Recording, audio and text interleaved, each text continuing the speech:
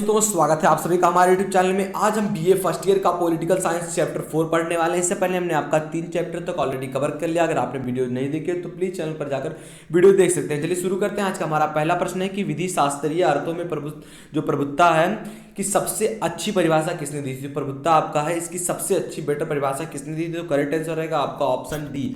आपका option D, Austin ने सबसे अच्छा परिभाषा दिया था। हमारा अगला प्रश्न है दूसरा कि किसके अनुसार संप्रभुता जो है राज्य की सर्वोपरि इच्छा है, सबसे ऊपर वाली इच्छा है, डिजायर है। तो ऐसा कहने वाले कौन है? तो आपका करेक्ट आंसर रहेगा बिलोबी। बिलोबी का ऐसा मानना है उनके अनुसार।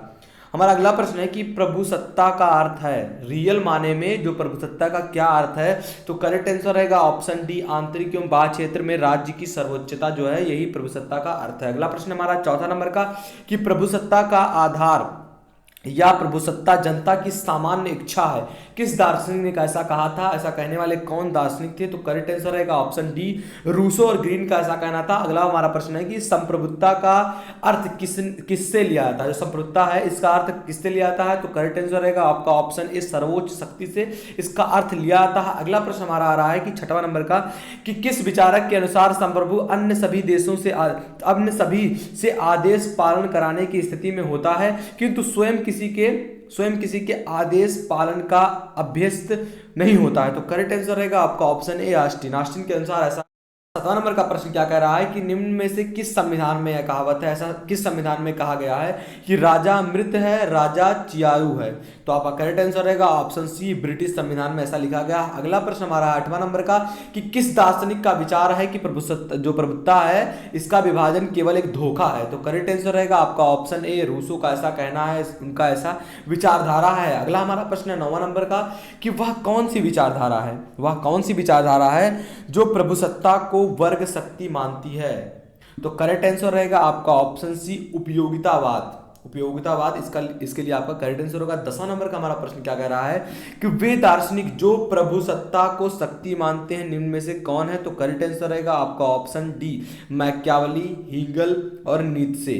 आपका करेक्ट आंसर होगा। इसके लिए हमारा अगला प्रश्न है कि निम्न में से कौन प्रभुसत्ता का आवश्यक लक्षण नहीं है? इनमें से कौन सा प्रभुसत्ता का आवश्यक लक्षण नहीं है?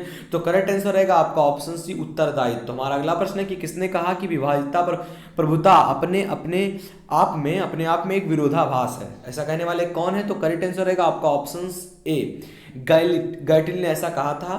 तो गैटिल ने क्या कहा था कि जो विभाजिता है प्रभुत्ता अपने आप में एक विरोधाभास है। हमारा अगला प्रश्न है 13 नंबर का कि जॉन ऑस्टिन के प्रभुत्ता संबंधी विचार निम्न में से किस दार्शनिक के प्रभावित थे? वो किससे प्रभावित होकर जो प्रभुत्ता संबंधी विचार है दिए थे? तो करेक्ट आंसर रहेगा आपका ऑप्शन डी, हाब्स एवं रूसो के अनुसार। अगला प्रश्न हमारा, ऑस्टिन किस पेशा का था? वह कौन सा पेशा का था? वह क्या करता था? तो वह एक वकील था। आपका ऑप्शन सी करेक्ट रहेगा इसके लिए। अगला प्रश्न हमारा आ रहा है कि ऑस्टिन किस देश के विधि शास्त्री थे? विधि शास्त्री वो थे लेकिन किस देश के थे? तो करेक्ट आंसर रहेगा आपका ऑप्शन बी, इंग्लैंड।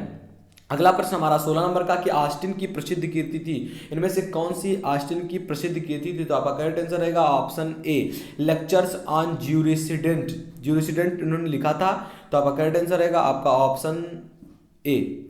अगला प्रश्न हमारा आ रहा है कि ऑस्टिन के अनुसार प्रभुत्ता किसमें निहित है? इनमें से किसमें प्रभुसत्ता निहित है, उसमें मिला हुआ? तो करेक्ट आंसर रहेगा आपका ऑप्शन सी, निश्चित व्यक्ति या व्यक्ति के समूह। अगला हमारा प्रश्न 18 नंबर का, निम्न में से किसने कहा? ऐसा कहने वाले कौन है कि संघात्मक आदर्श की पूर्णता के लिए प्रभुत्व शक्ति का पूर्ण विभाजन अनिवार्य है? ऐसा कहने वाले कौन है? तो फ्रीमैन। आपका करेक्ट आंसर होगा इसके लिए। हमारा अगला प्रश्न 19 नंबर का कि आधुनिक युग में लोक प्रभुता के सिद्धांत का जनक किसे माना जाता है? किसे माना जाता है? तो रूसो को माना जाता है। तो आपका करेक्ट आंसर रहेगा आपका ऑप्शन सी। हमारा अगला प्रश्न है 20 नंबर का कि राजनीतिक संप्रभुता के विषय में किसने कहा कि मैं उनका नेता हूं और मुझे उनकी आज्ञाओं का पालन करना चाहिए? ऐसा कहने वाले कौन है? तो आपका करेक्ट आंसर होगा आपका ऑप्शन ए, कार्लाइल ने ऐसा कहा था। तो आपका करेक्ट आंसर ऑप्शन ए हो जाएगा। हमारा अगला प्रश्न 21 नंबर का कि प्रभुसत्ता का जन्म समझौते के परिणाम स्वरूप होता है, इस विचार का प्रतिपादन किसने किया था? तो आपका करेक्ट आंसर होगा आपका ऑप्शन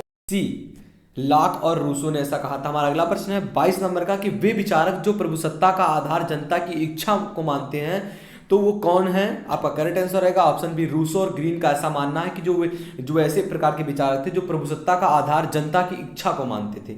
तो करेक्ट आंसर आपका ऑप्शन बी हो जाएगा। हमारा अगला प्रश्न है कि उच्चतर द्वारा निम्नतर को दिया गया आदेश है, कानून है या कथन किसका है? आपका करेक्ट आंसर रहेगा ऑप्शन सी, जो उच्चतन है, उच्चतर और तथा निम्नतर है को दिया गया आदेश ही कानून है, ऐसा कहने वाले ऑस्टिन है। हमारा अगला प्रश्न है इसमें 24 नंबर का कि ऑस्टिन के संप्रभुता सिद्धांत में निम्न में से कौन सी त्रुटि है, कौन सी गलती है? तो करेक्ट आंसर रहेगा आपका ऑप्शन ए, प्रभुसत्ता सामान्य इच्छा में निहित है, ये इनकी त्रुटि थी, गलती थी। हमारा अगला प्रश्न है कि फ्रांस के किस शासक ने कहा था कि मैं ही राज्य हूं? ऐसा कहने वाला कौन है कि मैं ही राज्य हूं, मैं ही शासक हूं? बड़ा ही इंपॉर्टेंट आपके लिए प्रश्न है। तो ऐसा कहने वाला लुई 14वां, जो लुई 14वां था, इसने कहा था कि मैं ही राज्य हूं और मैं ही शासक हूं। अगला हमारा प्रश्न है 26 नंबर का कि किसने कहा कि प्रभुसत्ता जनता में निहित है? ऐसा कहने वाले कौन है? तो आपका करेक्ट आंसर होगा ऑप्शन ए, सिसरो का ऐसा कहना था। हमारा अगला प्रश्न है 27 नंबर का कि इतिहास में इस प्रकार के निश्चित जनश्रेष्ठ के उदाहरण नहीं मिलते हैं, या कहकर किसने ऑस्टिन के संप्रभुत्व की आलोचना की थी, विरोध किया था, उनका आलोचना किया था? तो ऐसा कहने वाले कौन थे? हमारा अगला जो है इसका लिए आंसर है सर हेनरी मैन ने ऐसा कहा था। अगला प्रश्न हमारा है किसके अनुसार समाज के वास्तविक शासकों का खोजा नहीं जा सकता है? ऐसा कहने वाले कौन है? तो आपका ऑप्शन सी करेक्ट रहेगा, जॉन चिप मैग्नुगो ने ऐसा कहा था कि जो वास्तविक शासक हैं इनको खोजा नहीं जा सकता। हमारा अगला प्रश्न है 29 नंबर का कि किसके अनुसार राज्य कानून का निर्माण नहीं करता है, वरन कानून ही राज्य की स्थापना करता है, कानून केवल सामाजिक आवश्यकताओं का प्रकाशन होता है? ऐसा कहने वाले कौन है? तो करेक्ट आंसर रहेगा आपका ऑप्शन ए, डिग्ब्रिट का ऐसा कहना था। डिग्ब्रिट ने ऐसा कहा था कि जो राज्य है कानून का निर्माण नहीं करता है, वरन कानून ही राज्य की स्थापना करता है, कानून केवल सामाजिक आवश्यकता का प्रकाश। हमारा अगला प्रश्न 30 नंबर का किसने कहा कि ऑस्टिन के दर्शन में हवलदारी की गंध आती है? ऐसा कहने वाले कौन है? तो आपका करेक्ट आंसर होगा ऑप्शन ए, हर्नसा ने ऐसा कहा था। तो आपका करेक्ट आंसर हो जाएगा ऑप्शन ए। ये था दोस्तों आज का हमारा प्रश्न। आशा करते हैं आपको वीडियो पसंद आएगी। वीडियो पसंद आए तो प्लीज लाइक करना, चैनल पर नए तो चैनल को सब्सक्राइब कर लो। ऐसी वीडियो पाने के लिए मिलते हैं आपसे अगली वीडियो तक के लिए जय हिंद, जय भारत।